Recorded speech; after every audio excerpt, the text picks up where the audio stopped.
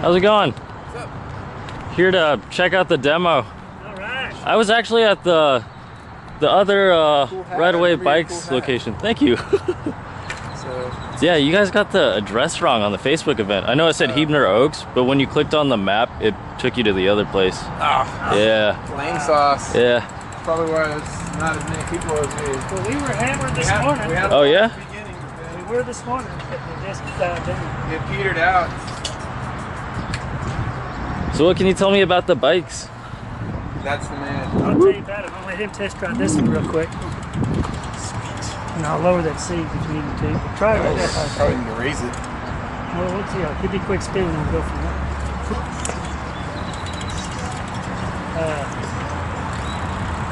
You familiar with the history of Colnago? No, not at all. Okay, Ernesto Colnago is 86 years old. He's still alive.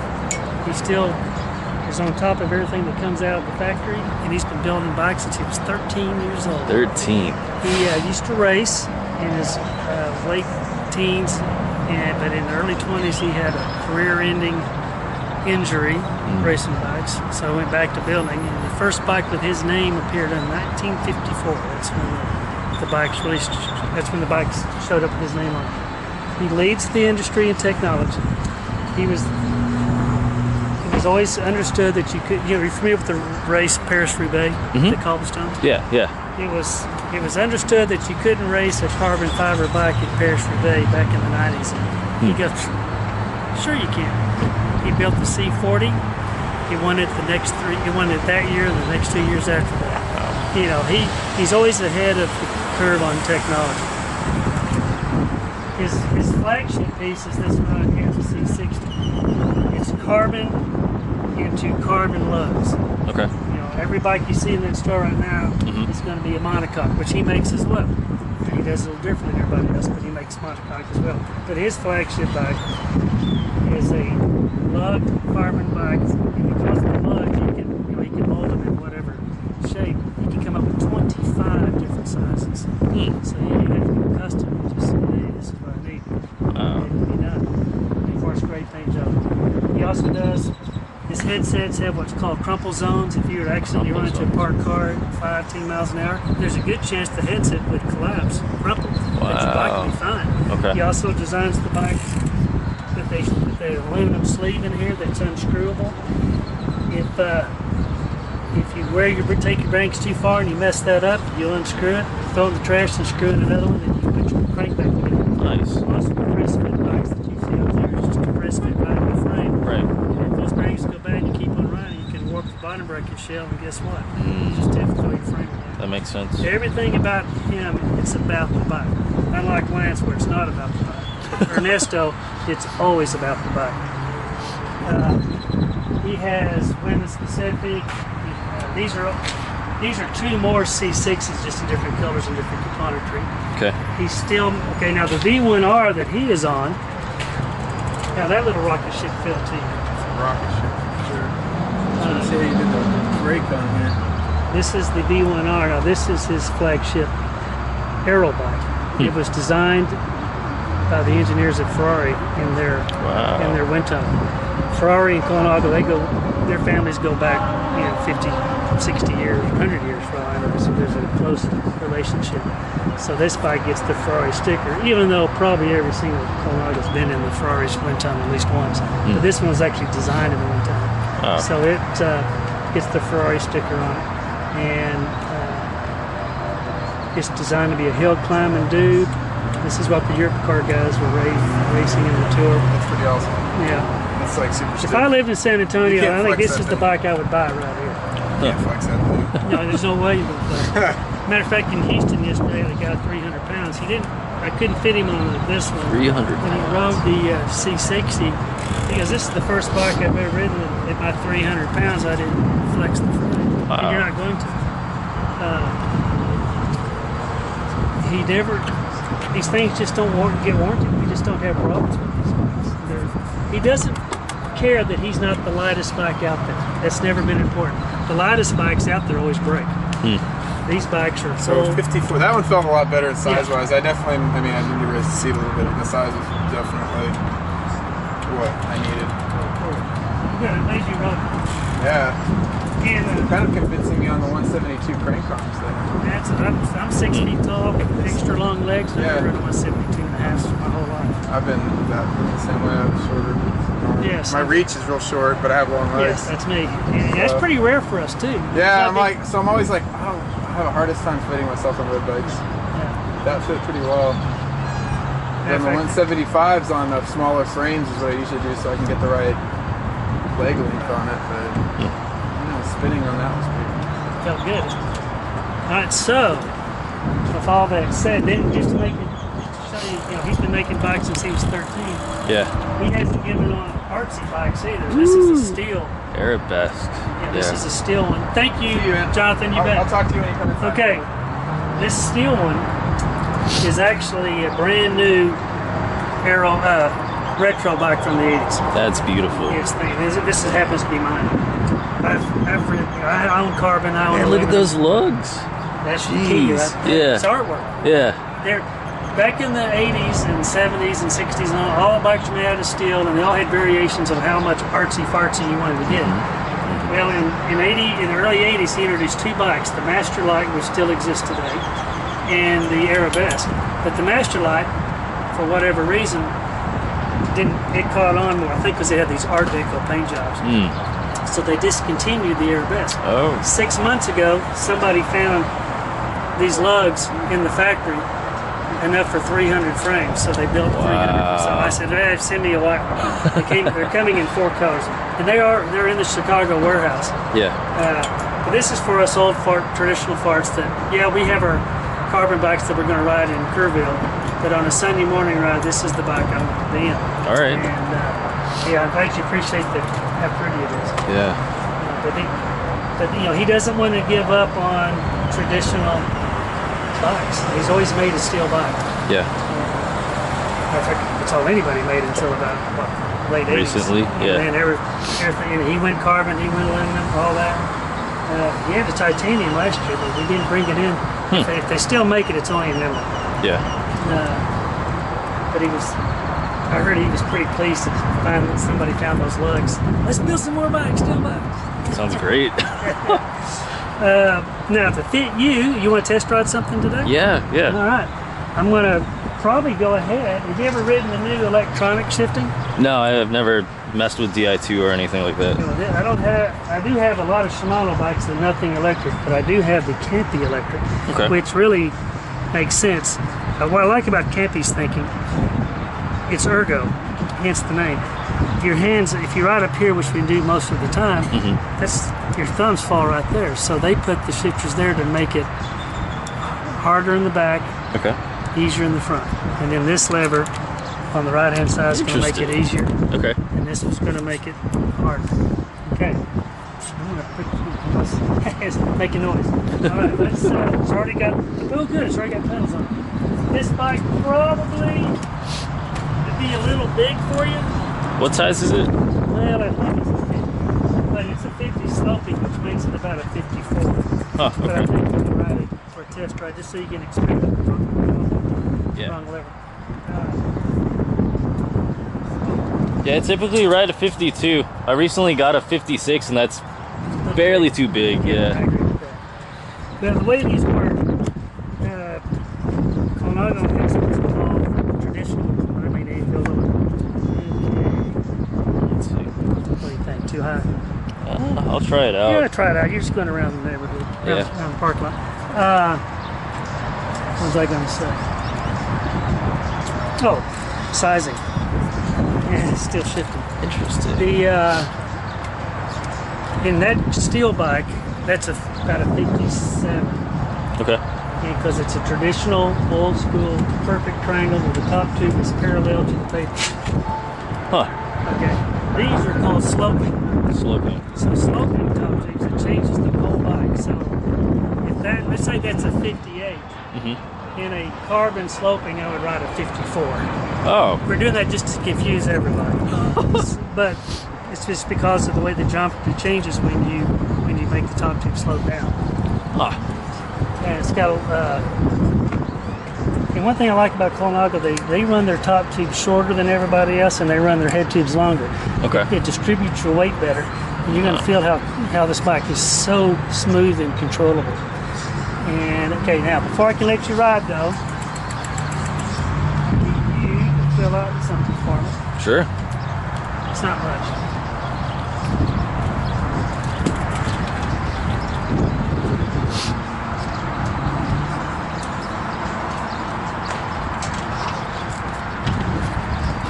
Okay. Give me your name, your driver's license number, today's date. I'll get my wallet out of my car. Cool. Perfect. Thank I'll be you. right back. Whoa! Whoa! My phone. The wind's picking up now. Yeah, let's make sure that.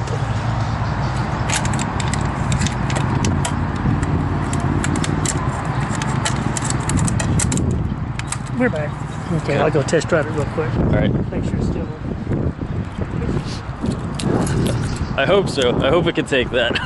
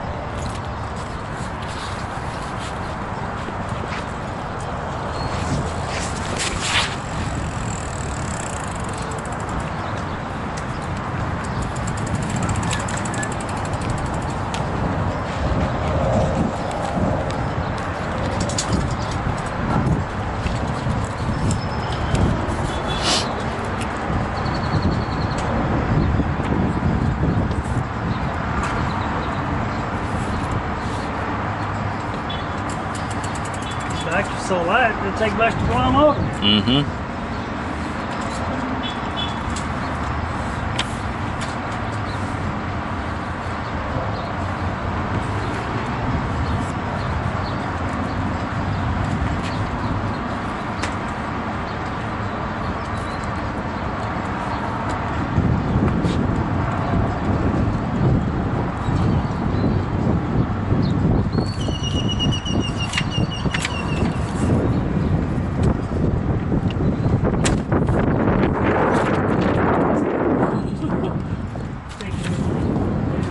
Yeah.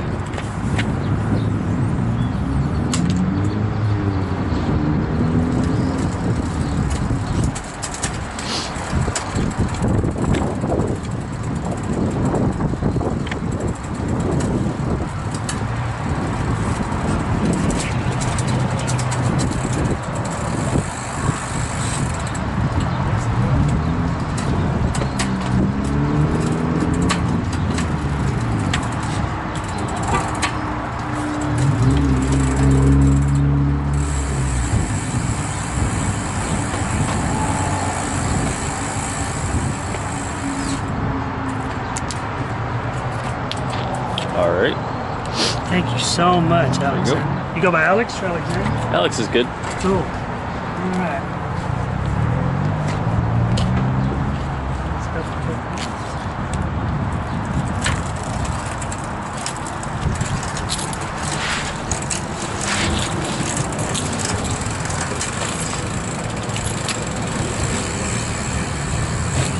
Okay.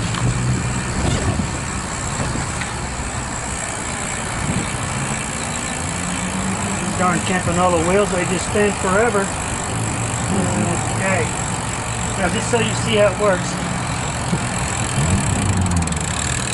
This lever here, you just want to spin lightly and just barely touch it. Nope, wrong one. It's the thumb one. See, it goes down. Huh. Just nothing to it. And if you hang on to it, and it actually self-trims the front. When it gets to a certain point, this will go, it'll move to keep it from rubbing. Isn't that cool? Interesting. Very cool. Huh. Now, if you want to go a lot of gears at once, you just hold the button down. You know, just keep on going. Yeah. That's funny. How long does the battery last on something like this? The battery should go, you should probably charge it every couple of months. Months, okay. Depends on how much you ride. Huh. 500 to 1,000 miles and it warns you. You've got a little light that goes yellow when it's starting to go. So if you go dead, it's your own fault. It gives you plenty. It gives you plenty of warning. Okay, do you happen to have a helmet that you don't have? I do not have one with me. You're just gonna stay right here. Yeah, I'll be here. And just watch for cars. Okay. That way you can use your helmet cam if you want to. Cool. And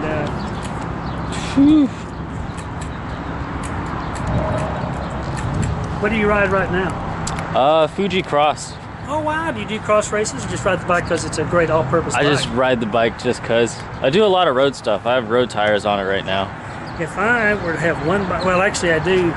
I've always said, and I've been doing this my whole life, I've always said if I was allowed to have one bike, it'd be a cyclocross bike. Yeah. Because it does everything. All around everything. Yeah. Interesting enough, I don't own one now. I've always owned one until about 5 years ago, but now I've put together a gravel bike. Nice. And so that's kind of the same thing. Yeah. Except this one I can put, instead of a cyclocross, I can now run nearly 3-inch tires.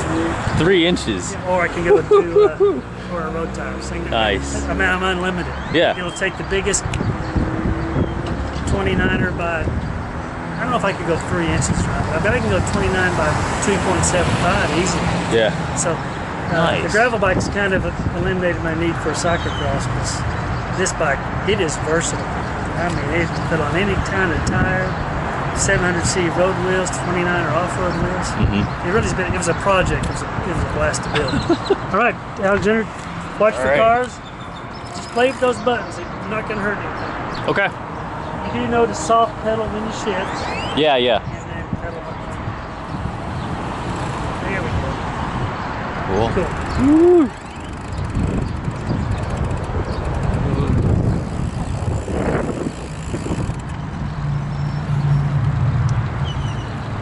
Is this the lowest the seat goes? Yeah. Okay. But here's the deal. I believe you can try out the electronic shift. I have a C60 that'll fit you better. Okay. So really what you're testing now is the componentry. Got it. So this bike right here will fit you beautifully, but it's mechanical shift. Okay. I'll put pedals on it right now.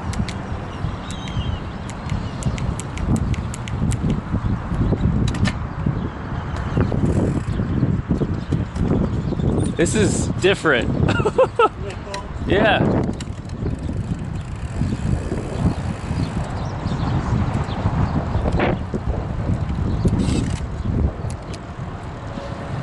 Ooh.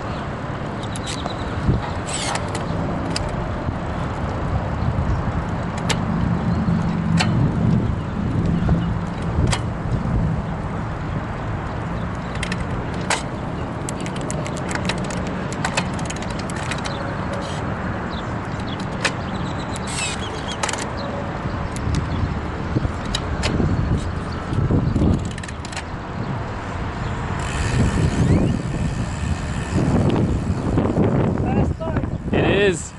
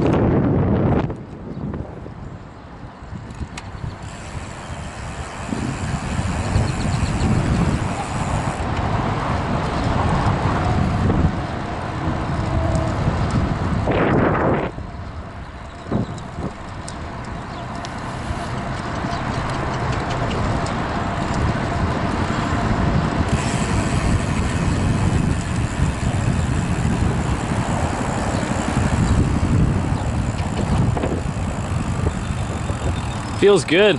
Definitely the fastest bike I've ever been on. This was going to fit you better, and now this has mechanical shifting, and it's also a system you never ridden on. It's called SRAM Red. Yeah, I've never used any SRAM. Okay, well, it's interesting stuff, and when we get the pedals on, then I'll explain it to you. Look, that sun's coming out. Yep. Taking all day. I'm kind of digging that shade though.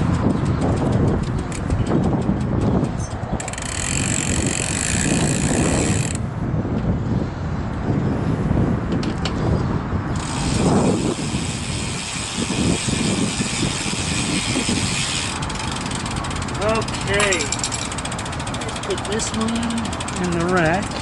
Whoop.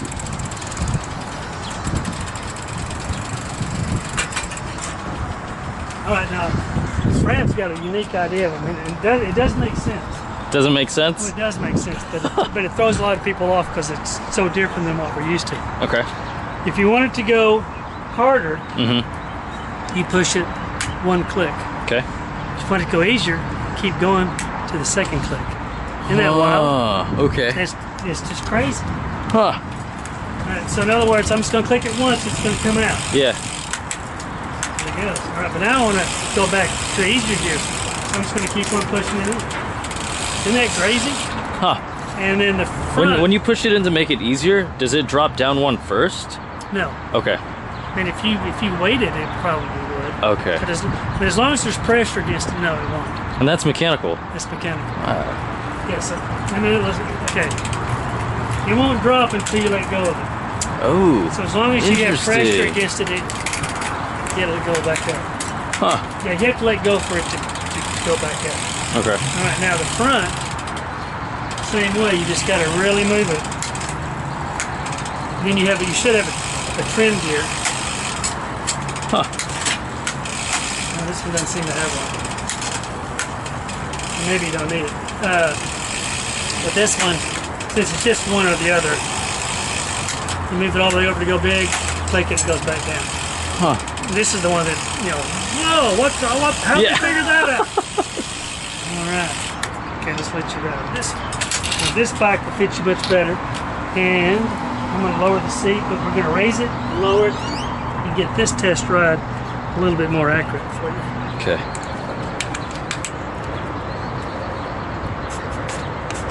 Let's start with this. And we can do whatever, we can raise or lower it, whatever you want to do. All right. Well, thank you. You bet. Man. This is great. I'm glad you showed up. We've had a good day. I've probably had 8, 9 people. How long have you guys been out here for? Just today, so starting at noon. Oh, And okay. today's all it's going to be. Then I'm going to go somewhere else next week. Cool. How did you find out about it? Facebook. The Facebook event. Cool. Yeah. Excellent. Social media works. Yep. Hey, how's that seat height feel for Facebook? Feels a lot better. I bet it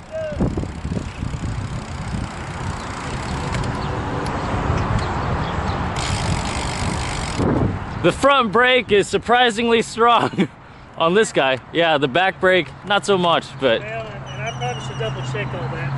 He's been ridden and shipped all over the country.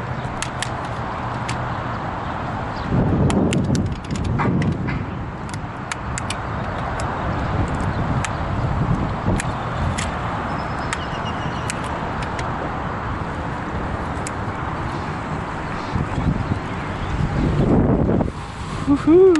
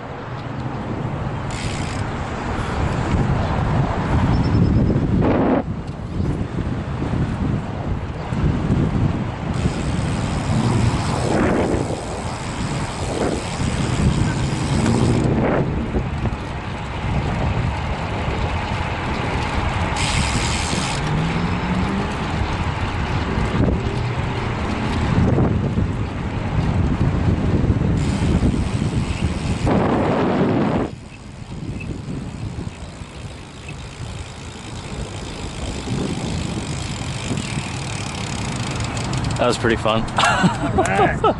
So you just rode what I feel is the most well-designed, engineered bike on the planet. Lugged into carbon lugged frame, reinforced bottom bracket, crumple zone headset. 60 plus years of expertise from Ernesto. Now the bike that I'm going to ride Wednesday is what the guy was riding to Colnago over there, which is the V1R. It's kind of funny. Ernesto, he's going to tell you that in his mind this is the best bike on the planet. The engineers that he pays to work for him, they're going to tell you it's the V1R. So it's funny that they both have they argue on what's the best bike in the world. Yeah. But I think I've already covered. This is the bike that was designed in the Ferrari. The wind tunnel. Yeah. And do I have anything small enough? Let's see here. I don't. This is the smallest I have. It's going to feel big to you. But this is a climbing dude right here, which is why I'm choosing to ride it, because I'm going to be riding near Rebecca Creek and all that area on Wednesday, which is hilly as hell. So I'm going to ride that black one. How much would one of these frames run? Okay, the C60 is $6,300 retail. $6,300. This one's going to be a little bit less. It's going to be around 58, 59. That's just the frame alone? That frame and fork, headset, and seat post. Now, let me throw some at you. Our most popular seller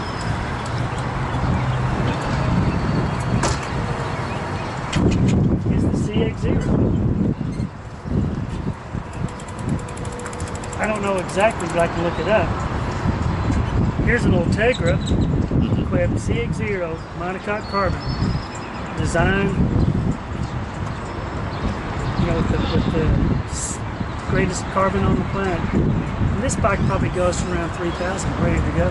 Huh. So he does make, and we make an aluminum bike called the Stride SL, which I have at home. You can get that bike down to $2,000, completely ready to go. So he does start about $2,000. He can take you as high as the budget will allow. Yeah. They can talk, they've got Colnagos on the floor. Oh, I saw, yeah. So they can actually talk better than me on what's available for your budget. Okay. But one thing that you can always be assured, Ernesto had something to do with this design and how it was made. As he runs the show, he is behind everything that goes out the door. Yeah. Anything else can I tell you? That's all I want to tell you. Very cool. I want you to research on the website and other places. We wanted to bring out the most expensive bikes because not all the shops get to show them to bring them in. So we brought those. But, there's a women's specific bike, purple and white. That's probably the same as this, 3,000. Could be less. What about it makes it women specific? Even shorter top tube. Okay. A little bit longer head tube. And they changed it. You get also specific shorter crank, smaller levers. I don't know if they put a women's specifics. No, they didn't do that. Well, that could be a women's. Seat? Yeah, it should be a women's specific side. Huh. But fit is fit. Yeah. We don't really call them. Well, you just say, there's no reason in the world that a guy can ride that bike as well. Fits fit. Huh. Let me see if I have a spare catalog to give you. Would you like one? Yeah, that'd be great.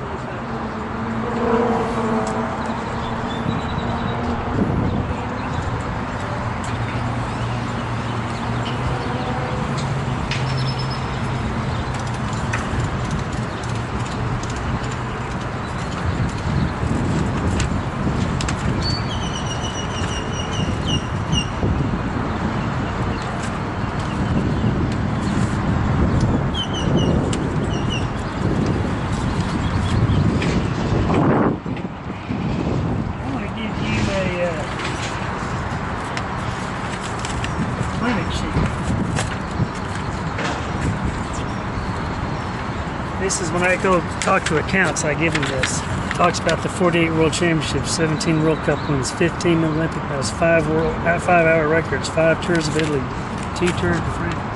Let me staple this for you.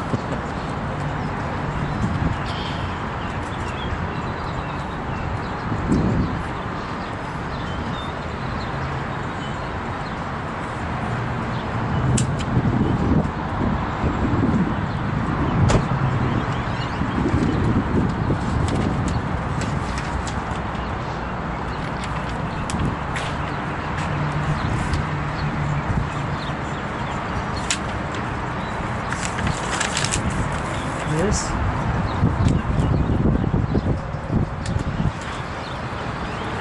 Thank you so You're much. very welcome, Alexander. Thank you for taking the time to come out here. Absolutely.